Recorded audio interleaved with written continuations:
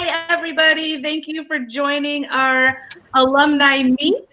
And today we have 4 alumni with us, all from the same family now. Let's hear from our top 2. In the top corner, we've got Deo. Say hi, Deo. Hi, everyone. For those of you who don't know me, I'm Deo Savoretti. I graduated in 2011, and this is my wife, Annalisa. Hi, I'm Annalisa. Previously Murray, now Savoretti. I graduated class 2011 as well with him, and my brother Michael's also here. Different household. I'm Michael, and I graduated in 2013. And these are my brothers and sisters. I'm Marissa. I graduated in 2017. Right. Hello, Marissa. And then we also have Maria Klink, and I'm Kristen Minder, alumni coordinators. And we have Howard Schott. Say hello, Howard. Hi, everyone. And Ryan Jobe. No idea what I'm doing here, but looking forward to it. But we're glad we're all here now. Yes. So it's fun to have you all. It's kind of an unconventional way to have one of these meetings, but it's cool to see you all on the same screen. And we're all brought here today because we love Seacrest, and we wanted to give some shout outs not only to Seacrest, but also to our alumni to say hello and to try to engage more with all of you. To start us off, let's ask a question, Mrs. Klink. All right. Hey, guys. We know that you guys had so much fun in high school, and but it wasn't always fun and games. Could you maybe tell us a story about a classroom moment that really stuck out and has, maybe taught you something that you've taken away from high school? I can start. Okay. When I was Seacrest president of the upper school, it was during homecoming week, which I realized later was kind of a big week and very stressful. It was a week, and I was like, yes, we're done, finally. And then it all caught up with me, and I just started bawling my eyes out in the middle of the common area. Luckily, my mom was there, so I could just hide. But then Dr. Merwin came over, and she was like, he did such a great job. It was such a great moment.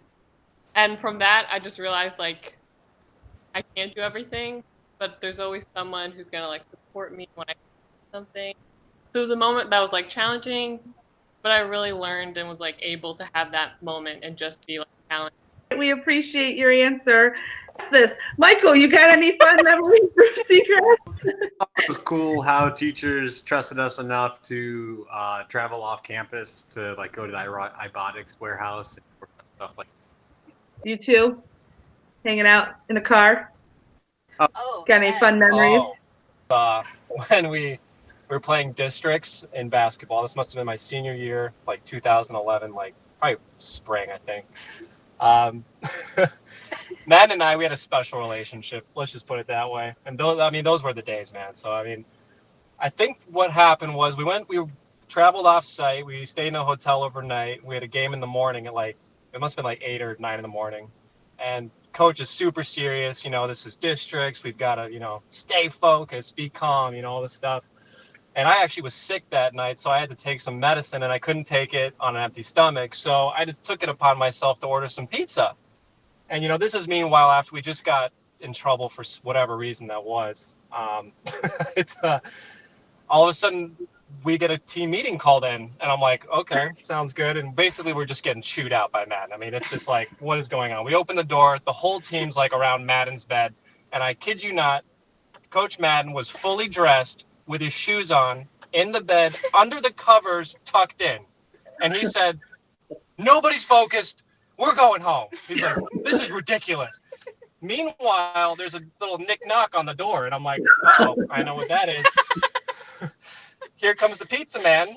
And me being, the genius that I am, I said, you know what? There's no way that's my pizza. And they're like, check the ticket. And Coach Man's like, who ordered pizza? Pizza man's like, oh, I don't know. He's like pulling the ticket out. He's like, Savoretti. And I'm just like, oh my God. So, it was probably the best story ever in the sense that like all these guys were in this room and our coach is fully like clothed, in bed, dressed, and like tucked in. And everybody's just looking at each other like, what is happening right now? Like, are we leaving? Are we playing? I don't know. It was just Ah, what a fond memory. Job was there. Yeah, I think for me, obviously academics, Yeah. it got us through. We are where we are. I mean, we all were able to get. I don't even know a friend who wasn't able to get into college that they didn't want to get into, so that was great. But I think you're able to not only explore the academic route, but you're also able to explore your own personal journey and like what you want to pursue. So that was, I think, my biggest thing in high school was just every year I feel like I had a different like passion, if it was like volunteering or if it was my team sports, or I mean one year I was even sick. I mean, I always felt like no matter what I was pursuing or what might have been involved in my life, I was, like Marissa, supported constantly by all my teachers, even if I wasn't doing well. Or if I was doing really well, they were still there pushing me to continue on.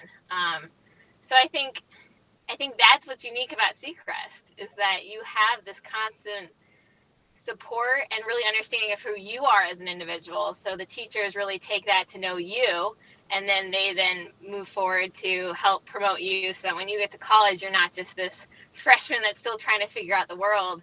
You do kind of have, I mean, yes, we're a little sheltered because of Naples, but we do know who we are when we get there. And there's still so much to explore, but at least you've kind of figured out who you are in yourself, and you don't have to learn that in the tough college world. Awesome. I think the second that too, just like the level of education was always very high, but I think that Seacrest's main like attraction that I took away from it, from an academic standpoint, was really just how dynamic the learning environment was, in the sense that, no matter, like Annalisa said, no matter what you did or what position you were in, there were always resources and flexibility to kind of cater to you and give you the confidence to trust yourself. And then this faculty and staff would kind of rally behind you to like be able to pursue that dream or that goal, whatever it may be. And for me, it was business, turning my flex blocks into, kind of entrepreneurship related classes, but being able to have the trust where, I was kind of in charge of my own schedule, and like I had to make sure that I did my own work, and there wasn't really like too much oversight, but that taught me, not to procrastinate, kind of to get things done, create a timetable. And those were lessons that I don't think you would have learned anywhere else. And I think that's what makes Seacrest special. Thank you. Mr. Shack, do you have any fond memories that you can recall poking out in your head right now of any of these fine adults? I have so many memories of these fine adults. Would you like me to list them? Let's start with Annalisa then. So the first time I remember seeing Annalisa was when she was in 8th grade. It was even before she was in upper school. And I actually didn't see her, I heard her. And she was in middle school, and she was, I don't know who she was talking to, but she was bossing someone around. And I certainly remember that she came to upper school thinking that you knew it all. That's what I remember, my dear, and that you had it all under control. And I'll never forget the day that it was the sophomore year and you made the t-shirts, and sophomore was spelled incorrectly on the shirt. But this is how we knew that Annalisa was going to be okay, because all of us who are English people were like, oh my God, how could you do this? And he said, don't worry, no one will even notice. And the truth is that she was right. Nobody did notice. Hard word to spell. That was so bad. I totally forgot about that. Oh, I'm so glad I reminded you.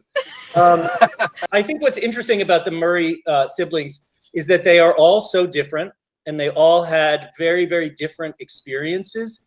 But there was no doubt, even when we knew them when they were young, that they were going to be successful. So I think that was one of those things that, Annalisa, you had a confidence even when it was unwarranted, when you shouldn't have been confident, but you showed it, and we would say, there's no doubt that that girl's going to be able to do whatever it is that she wants. And then your younger sister, Marissa, who was like in many ways the quietest on campus, the one who kind of just went about her business, but was actually, of the three of you, the most stubborn, And the most kind of, if something you were doing was not relevant, she would just say, that's totally irrelevant to me. I don't really care about that at all. And so she made us a better teacher, because we would say, yeah, why am I teaching that? There's no doubt that when she was the president of the student body, she was one of the best presidents we ever had. And we knew she was going to be successful because she got people to do stuff. So people her own age would listen to her. And I certainly remember, Marissa, that the fact that you were in those leadership positions and had an opportunity to do that and saw how you were able to get people in line or to get people enthusiastic about things. That was certainly a sense that we knew you were going to be successful. I don't think it's anybody's surprise that Michael's academic experience at Seacrest was not the place that he was most engaged. But even in 9th grade, my friend, we knew that you were going to be successful too, because your social skills were so beyond anybody else's in terms of how you related to people. I don't think there was one person on campus that didn't like you. And we knew because of that your open-heartedness and your kindness and your focus with other people, we knew you were going to be okay. We would sit down and say to you, dude, why don't you spend a little more time on that paper? And you'd just be like, nah, not going to do it. But we knew that by the time you got to college, that you were going to have that all taken care of. And so I think it's important that Michael, by the time he went to college, he kicked it. Am I right? Sure, yeah. Yeah. And so I think that was the most exciting thing, that we knew that was going to happen to you. And I have one other memory, my favorite memory. I'm sorry, Annalisa, it doesn't involve you, but it's watching a video when they were on the boat. And so one of Michael's things, he was so bored on the boat that he would memorize a deck of cards because he was so bored. And so there's a video of him going 7 of clubs, 8 of diamonds, and you can hear Marissa on the side going 6, 5, hearts. And he's like, Marissa, shut up. Marissa, shut up. So do you remember that? Yeah. Okay. Yeah. Finally, that was. I remember, Michael. You would do that all the time. Oh yeah. I'm so glad, Michael, that I remember your life better than you do. No, I remember that. Sorry, and I should say something about Deo, because I remember Deo when you were selling those. What were they? Arm sleeves or something like that. And he was like, he would come in and he was like, yeah, I'm on the phone with Nike and all this other stuff. And we're like, he's not talking to anybody. And he's like, and now I'm importing whatever you were going to import from Russia and stuff like that. But again, I think you're right. The fact that we gave you that opportunity to spend time doing that, at least we think you were spending time doing that, was great. And we knew that you were going to be in business because you could talk the talk from the time you were 15 years old. And we would say, like, is he really? Do these sleeves exist? And Under Armour? Oh, you were talking to Under Armour. That was it, right? Under Armour, yeah. Yeah, yeah. I was trying to get them to use the fabric that we that manufactured in Italy, but yeah, it was difficult. Oh, right, Italy. But I remember that. So what 16-year-old is like trying to sell fabric to Under Armour, even if he had to miss a couple tennis practices. A cocky one. For Under Armour. At least being cocky that you had to walk your talk. No, and that was, yeah, part of it, I think, yeah, the realization was, you know, spending all this time and effort on something and then realizing that you're not getting much results. I mean, that was the big eye-opener. It's like, look, I'm the only one that's in charge of this. All right, I need to get some sort of result, or, you know, this is just a waste of everybody's time. So right. It was a big lesson. Yeah, I mean, I think that was one of the best things I took away from Seacrest, to be honest. Yeah, it's important to learn that some of the time, you all know this from business, right? You spend hours and hours and hours on something, and guess what? It doesn't work out. So, you know, when you're a kid, you say, like, I worked so hard and it didn't happen, so I'm going to give up. And now, right, you try to get a client, it takes forever. You just try again. Now you just pivot. Yeah, you change and you learn and adapt. That's yeah, I guess, yeah, Seacrest really let you learn that failing was okay. I mean, Deo started an import vodka company up in Chicago with his friends. And I think he was super confident in doing this, and they did. They brought the vodka there. It didn't end up blowing up like they thought it was going to, but I mean, he's just not afraid of failing. I think a lot of us are like, yeah, I went into Chicago thinking, you know what? Nobody else sells vodka. Come on. This is going to be easy. But did it. I sold all my stock, but I mean, it was like, realized, I mean, to scale it, investment, I was like, yeah, I have to take off a lot of debt. This is going to be scary, but it was great. I learned a lot in sales. It's probably the hardest, market to be in right now. I mean, margins are very small, and we were just, three dudes in a vodka company. So, but it was great. I loved it. I think that's an important word you use actually is pivot, right? Yeah. It's like learning how to pivot. And if you can learn that when you're younger, that's super helpful. Michael, I'm curious about like, what from high school have you been able to transition into the business world? Because again, your parents constantly talk about how successful you are and how good you are with clients and stuff like that. So I'm curious if you can see some connection there. I'm good at talking to people, getting my expressions across politely, even though they're more of a demand. And were you always a really good listener? I mean, that's part of it, right? That it depends. If it was, language arts, no. But, Thank you. Real estate, money, yeah, I'll listen to you. Okay. Yeah. I think it's worth mentioning about Michael's class, like just looking down at their class, is just how, like, he still talks to a lot of those guys. Those guys have a bond that I don't think anyone. They're literally brothers. And any of the Seacrest, and I hope that you can hear Michael to kind of, because he comes in and out. But like, I mean, we see CJ, he lives in the neighborhood. Michael sees all these guys, and like, I really think that most communities you wouldn't see like guys just hugging it out like when we were walking around the schoolyard. And that was just really cool that we had that, and I'm so proud Michael was a part of that, because it's just such a cool bond that these guys have created. A lot of my grade, we played sports together, and I feel like it was in the 8th grade where a lot of these guys came for baseball, like from our AAU team or something like that, whether sports related. So we were in school together. We played sports outside of school together, and you just really got this trust and understanding. And like, I remember like one day I just went fishing with CJ, and said he has nothing planned this summer, but he wants to do something big. And we ended up sailing England to Italy and planned it that day. That's the kind of stuff that you can't do with like, friends that aren't really close. So I love that part now, obviously in the new role with admissions. The Seacrest community is so great at welcoming new people in. Yeah. And feeling like you're good friends after, a week of school, and not forming cliques as much as my experience growing up, and just being able to include people and excited about new blood on campus. It's always the part that I love. It was almost too exciting, where the was kind of overwhelmed. Everyone. But I would say like that's the thing I'm probably most proud about. Like, I remember taking kids around, when they would visit, I'd always be like with admin, like, who can I take around? Because we'd want new kids, especially guys at that period of time. But like, it was just like so cool. And at the end of the day, they'd be like, wait, are these people actually nice? Or are they just doing that? And I would like love to like look at them and be like, no, if you come here, this is how it's gonna be. And that was like such.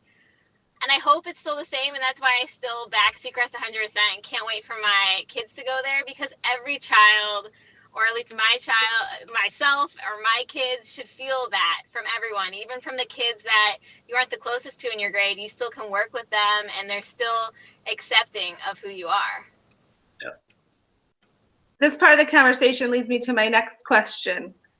What piece of advice would you give our graduating seniors, class of 2020, that you wish somebody would have given to you? Or maybe somebody did give to you and it was great advice. I don't think it matters what school you go to or where you stay at home or wherever you go. Like, as long as you make the most out of it, I think it can be very rewarding, no matter how you look at it. So whether you're in a big city or in a rural town, I think you can dissect that for what it is and make it really valuable. Kind of going on that, you're in control of a lot of your situations in life. Like, for me, just going off my experience, I transferred. So I was in a school that I thought was going to work out. I loved it. And then I was like, this isn't quite me. So you can change, you can move around, like keep an open mind and know that there's still so much to learn, like through college and through life. Yeah, I follow that. I think that there is so much, Marissa, like Marissa said, ahead of you. And so don't think that right now, because you've decided what college you're going to, that's going to be the end all, or that major is going to be that what you're going to do when you're older. I mean, an undergrad degree is just, it's more just about the experiences, getting to know yourself even further of what you already know about yourself now, and being able to change constantly, you know, adapt and kind of fall into your little niche of what makes you happy every day. So don't get set in what, you know, your parents have told you is going to be the right route or you think you should do. I think after your first year of being kind of away, you start to realize and start thinking for yourself, and that can be like the most eye-opening experience. So it's just be excited about what's ahead of you, and appreciate the last days you have. And I know right now might be tough, and so I like to just shout out to the seniors, telling them that, you know, we're thinking of you, and I know it might not be your usual experience. Life never is. I mean, we had mold in our senior year, so we lost our whole campus and we were all everywhere, and I know we could see each other, so that made a difference. But just try to, I guess, make it work and adapt, and maybe do something later on in the year. Do a big senior trip. That was so much fun, and we did that in our class, and we did that in June, but maybe do in August when you can start traveling again, or do something kind of small, local, in Airbnb or something. But it's just really, you know, just appreciate this time that you have now to, yeah, just enjoy it. I think that's great. And I just want to add on to what Annalisa just said about you don't have to be physically together to always feel like you're a stingray for life, because that's truly what we all, you all are. And any student that comes to Seacrest, you're always going to have that Seacrest community for life. Mm-hmm. I mean, it's just you make such special relationships. I know my sister has friends that they're just incredible, the things they do. Her, Kate, Georgia, there's more of them, but they do these awesome trips together. And Marissa just went to Montreal. Michael did that crazy delivery with CJ. Me and Deo know each other better than we could ever know one another, which is good in some situations and bad in others. But just always know you have people to count on. I mean, you can call us up or I think that's what's so special about the community. You don't only have the teachers, but you also have the students. And I think as we're getting older, I encourage, you know, the seniors who are maybe reaching out, you know, we're in the real estate realm, reach out to us. That's another thing, like always be willing to ask for help and never take no as an answer. I know we don't, and it's pretty cool to see how maybe a no turns into a yes or a maybe. So. Annalisa, can I ask you a question now that you brought up the purebred stingrays? I'm looking at a sheet here. So there are 9 Seacrest kids. There are 9 couples that started in high school and have gotten married. And there's a 10. Lot from our class. And there's another one, Jenny and Elliot, who I think are still together. Yep, they're dating. Okay, right. So we think that might happen. And there are 2, 3, 4, 5 purebred stingrays that I know of. So we've had a little bit more than 400 kids graduate. So we're kind of wondering, how is it that so many high school couples have stayed together?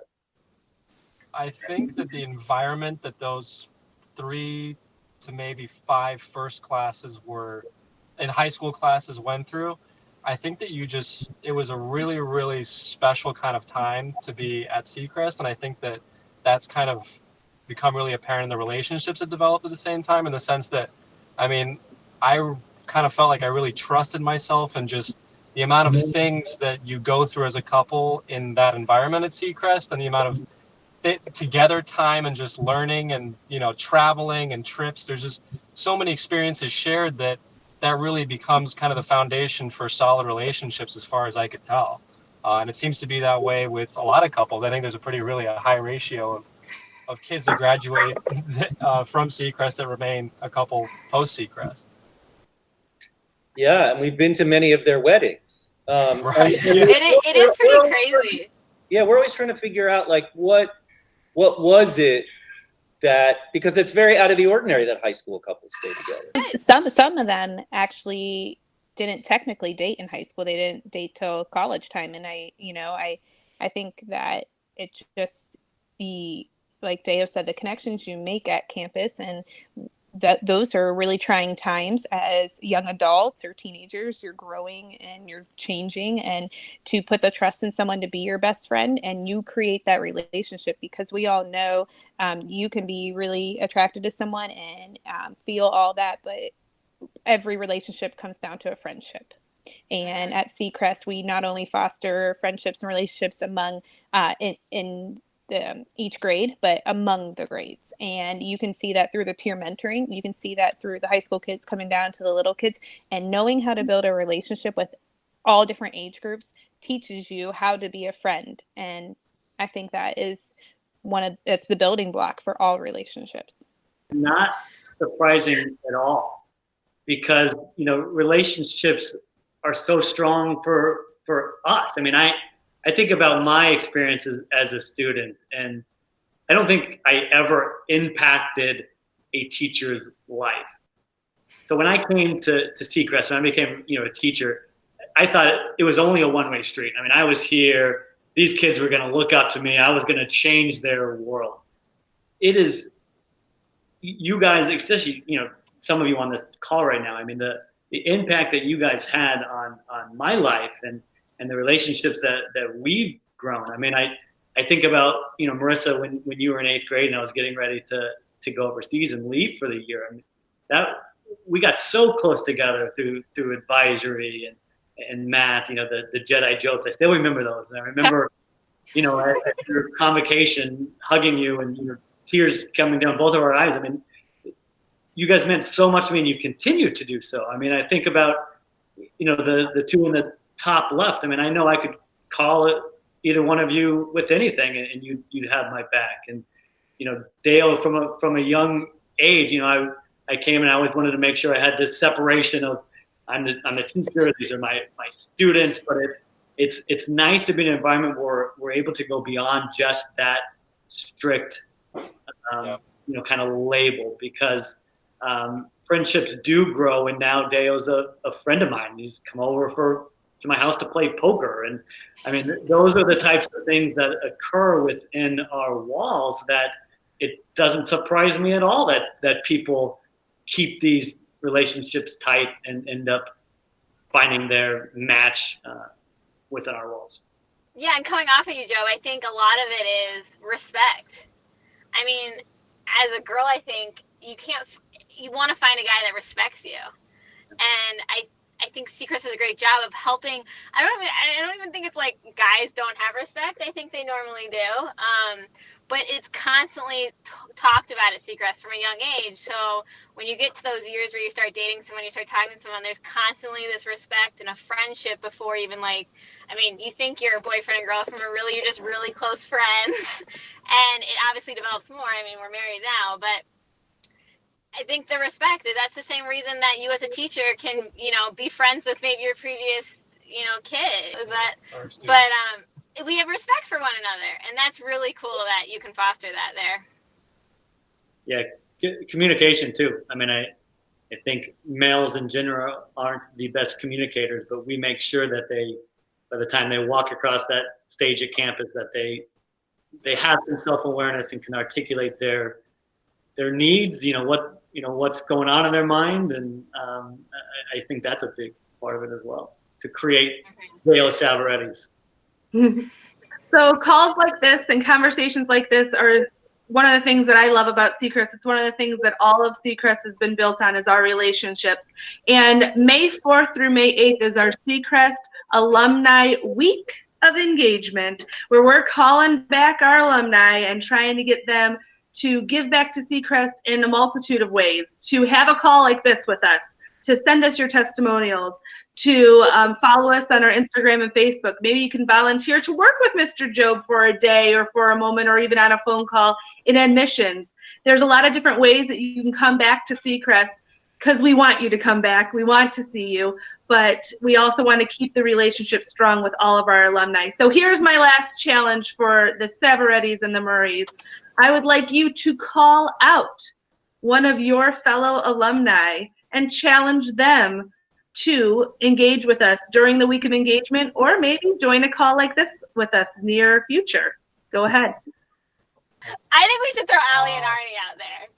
Yeah. I mean, they're another Agreed. Seacrest couple. What kind of siblings both marry their Seacrest high school sweethearts? But I how mean, are I kind of joke sometimes. I'm like, are we both gonna work out? Like, I mean, it's just kind of like a funny scenario. But I think we both have really special relationships. So I call out Arnie and Allie. I'm gonna go ahead and call out Austin Hunt Oh, and Madison Galligan. Oh, Madison Hunt. Madison Hunt and Michael Rubington. But you guys, who are you calling out? I'm calling out Sylvia Delikov. Nice. Kate Tolano. Yes. Yes. Let's do Gus. There you go. Oh, Gus.